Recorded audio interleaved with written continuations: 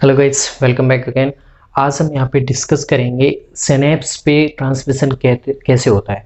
तो most important topic है if you are preparing for NET exam और NEET exam. तो इसमें सबसे पहले आपको पता होना चाहिए what is synapse, what is the meaning of synapse. तो मैंने ऑलरेडी न्यूरॉन की स्ट्रक्चर समझा दी है। यहाँ पर आपने पढ़ी होगी न्यूरॉन की स्ट्रक्चर। जैसे मान लीजिए ये न्यूरॉन है आपका, तो उसमें एक एक्सॉन होता है, एक डेंड्रॉन। जैसे मान लीजिए ये एक्सॉन है और ये न्यूरॉन का एक क्या है, साइटोप्लाज्म है, ये डेंड्रॉन है। ओके, तो एक न्यूरॉन के एक्सॉन का दूसरे न्यूरॉन के डेंड्रॉन के साथ में जो संबंध होता है वहां पे आपके सिनेप्स का निर्माण होता है।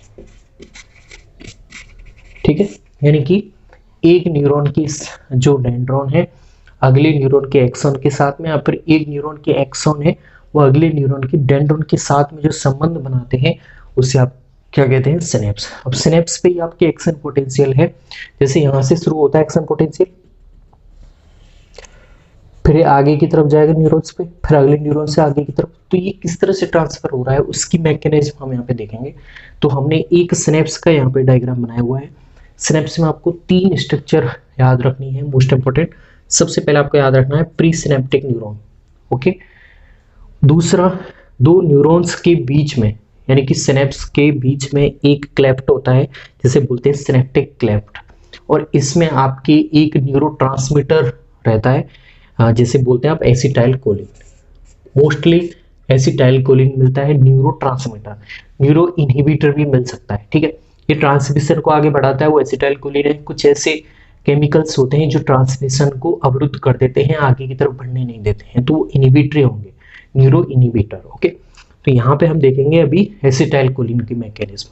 तो सिनेप्टिक क्लेफ्ट में आपके कौन सा केमिकल है, acetyl choline. Okay, acetyl choline की मदद से ही आपका जो एक्शन पोटेंशियल है सबसे सिनेप्सिस की सबसे लास्ट स्टॉप यानी पोस्ट सिनेप्टिक न्यूरॉन पे जाके पहुंचता है और आगे बढ़ता है। ये ट्रांसमिशन का स्टेप है। तीन स्ट्रक्चर आपको समझ में आ गए होंगी। प्री सिनेप्टिक न्यूरॉन जो न्यूरॉन का सबसे पहला पार्ट है यानी कि सिनेप्सिस का पहला पार्ट, दूसरा सिनेप्टिक क्लेफ्ट दूसरा पार्ट, और सबसे लास्ट का है पोस्ट सिनेप्टिक क्लेफ्ट जो कि सबसे लास्ट स्टॉपेज है आपका सिनेप्सिस का। देखिए एक्शन पोटेंशियल आता है तब किस तरह से आपके ये आवेग है आगे बढ़ेगा न्यूरॉन्स में। तो देखिए सबसे पहले एक्शन पोटेंशियल आया है, सबसे पहले स्टेप क्या है हमारे, एक्शन पोटेंशियल आया है यहाँ पे। ठीक है, तो एक्शन पोटेंशियल के आते ही प्री सिनेप्टिक न्यूरॉन्स की मेम्ब्रेन में जो कैल्शियम डिपेंडेंट कुछ चैनल होते हैं वो यहाँ पे ओपन हो जाते हैं। कौन से चैनल होते हैं, कैल्शियम डिपेंडेंट चैनल होते हैं जो कि आपके एक्शन पोटेंशियल आते ही उन्हें ओपन करवा देता है। जैसे ही ओपन होंगे तो आपका कैल्शियम है वो अंदर आ जाएगा, प्री सिनेप्टिक न्यूरॉन के अंदर आ जाएगा। ये दूसरा स्टॉप है। दूसरा स्टेप आपका क्या है, कैल्शियम है वो एक्शन पोटेंशियल की वजह से अपने चैनल्स के थ्रू अंदर आ गया है।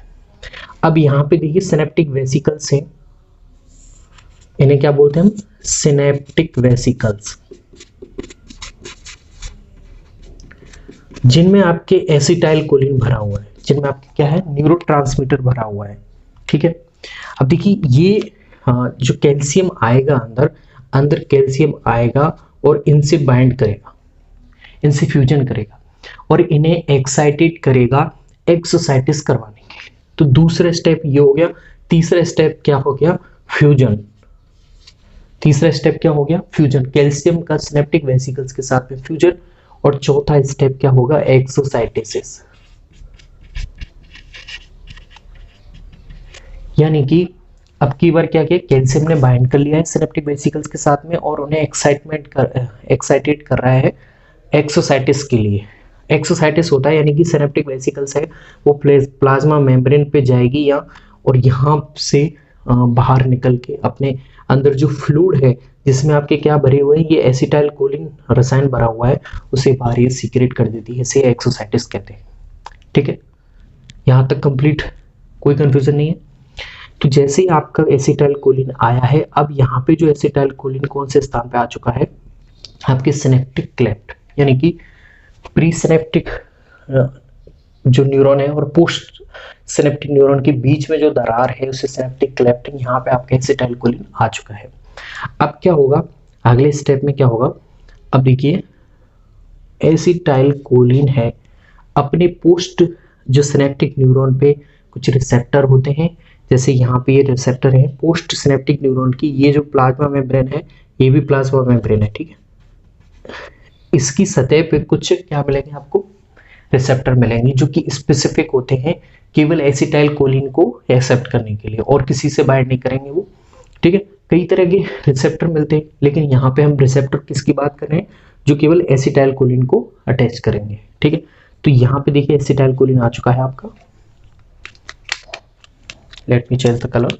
तो ये आपका जो एसिटाइलकोलिन है रिसेप्टर पे आएगा, यहाँ पे रिसेप्टर पे आती ही यहाँ पे तो हाइपर पोलराइजेशन होगा, यहाँ पर डीपोलराइजेशन होगा।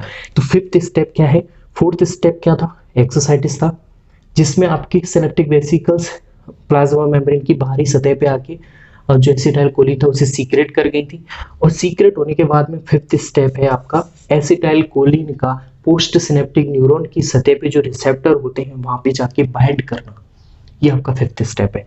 सिक्स्थ स्टेप होगा आपका, या तो हाइपर पोलराइजेशन होगा या फिर डीपोलराइजेशन होगा, ओके। देखिए मैंने क्या बोला था, यहाँ पे केमिकल जो होते हैं यहाँ तो न्यूरोट्रांसमीटर हो सकता है या फिर न्यूरो इनहिबिटर हो सकता है, ओके। अगर न्यूरोट्रांसमीटर है तब आपके क्या होगा, डीपोलराइजेशन होगा। अगर मान लीजिए नीचे दिख रहा है आपको, अगर मान लीजिए दो स्टेप हो सकते हैं, यहाँ तो एक्साइटेटरी इफेक्ट हो सकता है जिसमें आपके एसिटाइलकोलिन रसायन आएगा, या फिर इनहिबिटरी इफेक्ट हो सकता है। कौन सा इफेक्ट हो सकता है, इनहिबिटरी। एक्साइटेटरी इफेक्ट या फिर इनहिबिटरी इफेक्ट, तो इन दोनों का सम जोड़ा जाएगा, क्योंकि जो एक पोस्ट सिनेप्टिक न्यूरॉन है इसे कई सारे प्री सिनेप्टिक न्यूरॉन्स के द्वारा आवेग प्रदान किया जा सकता है।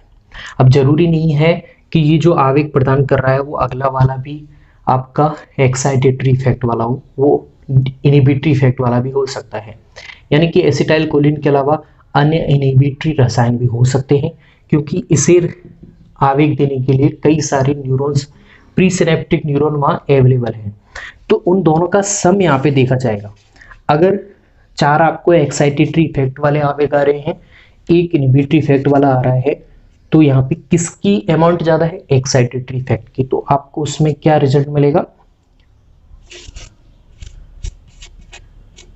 तो यहाँ पे क्या होगा, यहाँ पे देखिए, यहाँ पे अगर एक्साइटेटरी इफेक्ट के आवेग ज्यादा हैं तब आपको डीपोलराइजेशन होगा, यानी कि इसमें पोस्ट सिनेप्टिक न्यूरॉन्स के द्वारा आपका आवेग है आगे की ओर बढ़ेगा।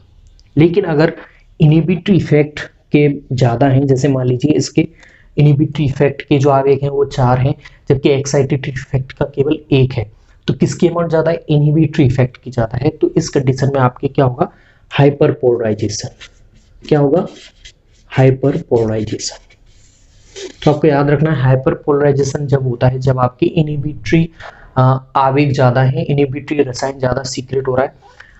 अगर डीपोलराइजेशन यानी कि आपके एक्साइटेटरी आवेग ज्यादा है, यानी कि एसिटाइलकोलिन सीक्रेट हो रहा है आपकी दरारों में, तब आपके डीपोलराइजेशन होगा और उस कंडीशन में आपके आवेग आगे बढ़ जाएगा।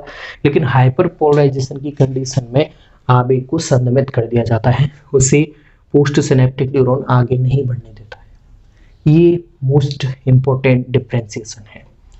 तो हमने सबसे पहले क्या देखा, हमने सिनेप्स की परिभाषा देखी, यानी कि एक न्यूरॉन का एक्सॉन अगले न्यूरॉन के डेंड्रॉन के साथ में जो संबंध बनाता है उसे सिनेप्सिस कहते हैं। और सिनेप्सिस में 3 स्ट्रक्चर हमने पढ़ी। सबसे पहली स्ट्रक्चर प्री सिनेप्टिक न्यूरॉन और सबसे लास्ट वाली पोस्ट सिनेप्टिक न्यूरॉन। इनके बीच में जो दरार होती है उसे बोलते हैं सिनेप्टिक क्लेफ्ट, जिसमें आपके एसिटाइलकोलिन सीक्रेट होता है।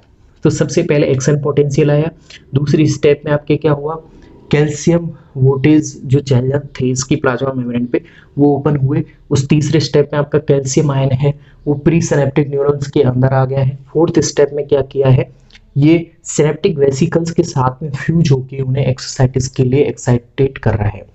और फोर्थ स्टेज में आपके एक्सोसाइटिस हो गया है, यानी कि एसिटाइल कोलिन है वो अब दरारों में आ चुके हैं, सिनेप्टिक क्लेफ्ट की दरारों में आ गए हैं। फिफ्थ स्टेप में पोस्ट सिनेप्टिक न्यूरॉन की स्पेसिफिक रिसेप्टर हैं, उससे एसिटाइल कोलिन को अचीव कर लेते हैं, एक्सेप्ट कर लेते हैं, और उस कंडीशन में आपके अगर एक्साइटेटरी इफेक्ट वाले ज़्यादा हैं तब तो आपके आवेग आगे बढ़ेगा, डिपोलराइजेशन होगा। अगर इनहिबिटरी रसायन ज़्यादा सीक्रेट हो रहे हैं, इनहिबिटरी इफेक्ट ज़्यादा है, तब आपके आवेग संदमित कर दिया जाएगा, वो आगे नहीं बढ़ेगा। तो ये बेसिक सी कंफ्यूजिंग थिंग्स थी जो आपको समझ में आ गई होंगी। ये था हमारा transmission at chemical synapse in the very easy language. I hope guys you will get it. एक बार आप वापस देख लेंगे तो समझ में आ जाएगा। यहाँ पे सम देखा जाएगा दोनों का, यानी कि कौन सी रसायन ज़्यादा सीक्रेट हो रहे हैं, क्योंकि आपका पोस्ट सिनेप्टिक न्यूरॉन है उसे कई सारे प्री सिनेप्टिक न्यूरॉन्स है वो यहाँ पे से आवेग प्रोवाइड करेंगे। तो जरूरी नहीं है कि वहाँ पे एसिटाइल कोलिन ही सीक्रेट हो, कोई संदमक है रसायन वो भी सीक्रेट हो सकते हैं, लेकिन उनका हम टोटल योग देखेंगे। जो ज़्यादा होगा, अगर एसिटाइल कोलिन ज़्यादा है तो आवेग आगे बढ़ेगा, अगर कोई संदमक रसायन ज़्यादा है तो आवेग आगे नहीं बढ़ पाएगा, वो वहीं संदमित हो जाएगा, वहीं रुक जाएगा। तो गाइज ये थे हमारा transmission at chemical synapse. I hope guys you will get it. If you any problem then comment down below. Thanks.